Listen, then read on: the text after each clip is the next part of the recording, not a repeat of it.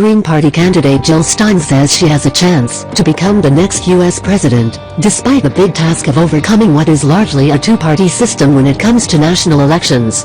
During a CNN town hall event Wednesday, Stein called Democrat Hillary Clinton's record very troubling and described Republican Donald Trump as someone who bashes immigrants and is a xenophobic and racist loudmouth. "I will have trouble sleeping at night if Donald Trump is elected," she said. "I will also have trouble sleeping at night if Hillary Clinton is elected." In 2000, Green Party candidate Ralph Nader won just under 3% of the vote in an election that many believe Democrat Al Gore lost to Republican George Bush because those voters chose Nader. When asked about that prospect this year, Stein did not see her candidacy that way. Not splitting the vote, but potentially flipping the vote so that we who are the underdog deserve to be the top dog and actually could be the top dog if we stand up with the courage of our convictions. A big part of her belief in her chance of winning is a plan to attract what she called a winning plurality of 43 million young people who are trapped economically by student loan debt. Stein wants to abolish that debt through action by the Federal Reserve that would then allow people to spend money in other areas of the economy instead of making loan payments.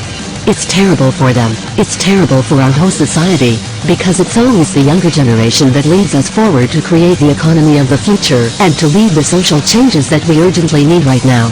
She also wants to create jobs through transitioning the nation's energy industry to completely renewable sources by 2030. Regarding the military, Stein wants to cut spending by 50%, end the use of drone attacks, and close all U.S. bases abroad. Make higher education free, and healthcare as a human right, and create a welcoming path to citizenship, and police violence, and a foreign policy that's based on international law, human rights and economic justice, not military and economic domination that's blowing back on us so catastrophically, Stein said of her platform Wednesday.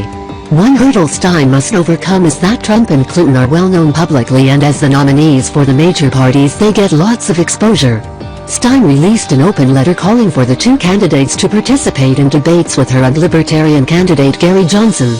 There are 4 planned debates, but the commission that runs them requires a candidate to get 15% support in 5 national polls in order to be eligible. The latest polls put Johnson at about 8% and Stein around 3%, so currently neither would take part. The presidential debates are the single most important election events in the presidential campaign, the letter says.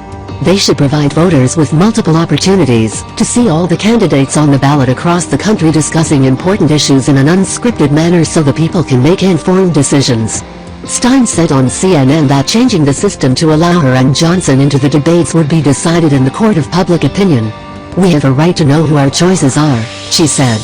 Johnson expressed confidence at a Fusion forum on Wednesday that he would not need any changes to get in the debates. He said he thinks there is a 50% chance he will get to 15% in the polls. The first debate is scheduled for September 26.